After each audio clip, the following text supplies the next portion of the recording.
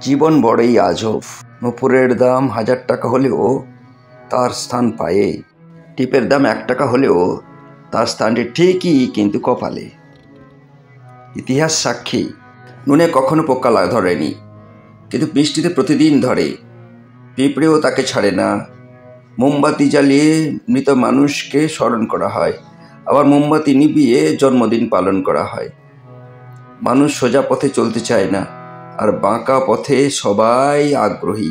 এর জন্যই তো মদ বিক্রেতাকে কারো কাছে যেতে হয় না, আর দুধ বিক্রেতাকে দুধ দিয়ে মানুষের বাড়ি বাড়ি দুয়ারে দুয়ারে ঘুরতে হয়। আমরা দুধ বিক্রেতাকে সর্বদা বলে থাকি, অথচ মদ মানুষেরা জল মিশিয়েই খায়। আজ পর্যন্ত মানুষকে চিনতে পারলাম না। জানোয়ার বাচ্চা বললে মানুষ ক্ষেপে যায়, আর বাঘের বাচ্চা বললে মানুষ খুশি হয়ে যায়। আসলেই মানুষ বড় আজব। যে মেয়েটা ঘামের দুর্গন্ধ শুকলে বমি করে দিত, সে দরজার পাশে দাঁড়িয়ে থাকা প্রিয় মানুষের গায়ের ঘামে ভিজে থাকা জামাটা বারান্দায় নিয়ে শুকাতে দেয়। যে মেয়েটি বিয়ের আগে কেউ খাইয়ে না দিলে খেতে চাইতো না, সেই মেয়েটি এখন কারোর জন্য খাবার বেড়ে নিয়ে বসে থাকে, কারণ প্রিয় মানুষটার মুখে খাবার নিয়ে দিয়ে সে খাবার খাবে না। যে মেয়েটি ঘর সবসময় অগোছালো থাকতো, সেই মেয়েটি এখন একটা পুরো পরিবারের গুছিয়ে রাখে। যে মেয়েটা ঘুম না ভাঙার জন্য প্রতিদিন তার মা তাকে বকা দিত, সেই মেয়েটি এখন বাড়ির সবাইকে ঘুম থেকে তোলে, কারণ এই বাড়িতে তাকেই যে সবার আগে উঠতে হয়। যে মেয়েটি বাচ্চার পায়খানা দেখলে 10 হাতে দূরে থাকতো, সেই মেয়েটি এখন ন্যাপকিন নিয়ে বাবুর পেছনে পেছনেই দৌড়ায়, কারণ সেই মেয়েটি এখন একজন মা। যে মেয়েটি রান্নাঘরে কখনো উঁকি দিয়ে দেখেনি, সেই মেয়েটি এখন রান্নাঘরের শ্রেষ্ঠ রাঁধুনি।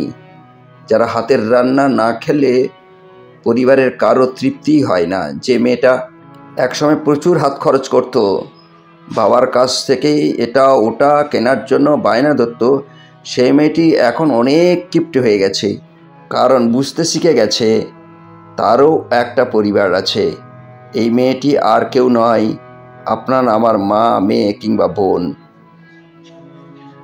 আবার কারোর সহধর্মী। আসলে মেয়েগুলো জন্মগতভাবেই পরিবর্তনশীল। বাপের সংসার থেকে স্বামী সংসারের মধ্যেই এদের জগৎ সংসারের মায়াটা বেশি কাজ করে। মেয়েগুলোকে ভালোবাসতে শিখুন। যতই খারাপ হোক না কেন, তারাই কিন্তু আপনার জীবনে সব কিছুই। জন্ম থেকে মৃত্যু পর্যন্ত কোনো না কোনো মেয়ে আপনার পাশে থাকবে, আপনাকে সাহায্য করার জন্য।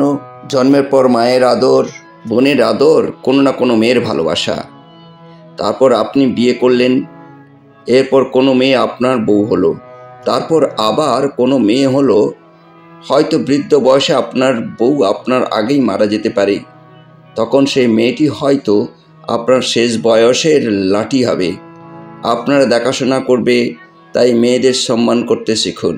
ভিডিওটি কেমন লাগলো কমেন্টে লিখুন। ভালো লাগলে লাইক দেন এবং নতুন হলে সাবস্ক্রাইব করুন। নমস্কার।